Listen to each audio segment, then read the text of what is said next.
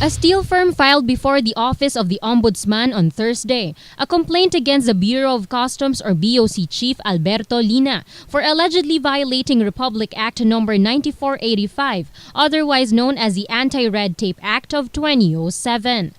Managed Resources Trading Corporation or MRTC claimed that the BOC along with the Philippine Iron and Steel Institute or PISI were allegedly harassing the firm over its importation of 5,000 metric tons of steel bars from China last month. MRTC President Lawrence C. explained that the steel firm is a newcomer in the industry. Thus, he sees that the BOC and PISI consider their low-cost offer to the steel market a threat. We want to do business here in this market. We want to do it very nicely, legal lahat.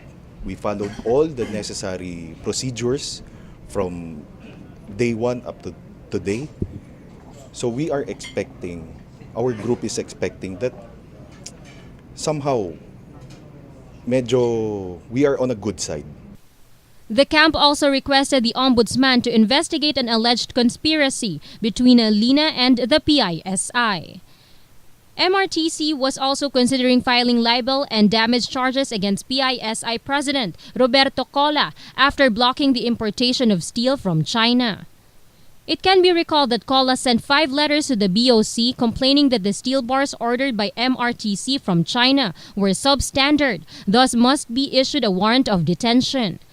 Meantime, C said the firm obtained an approval of its logo design and had complied with all the requirements of the law, which was ascertained by the BOC Subic.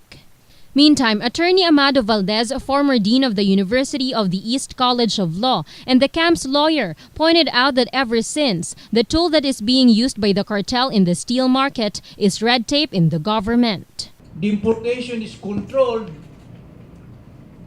All of a sudden, you will find out that you are forced to buy a higher price steel.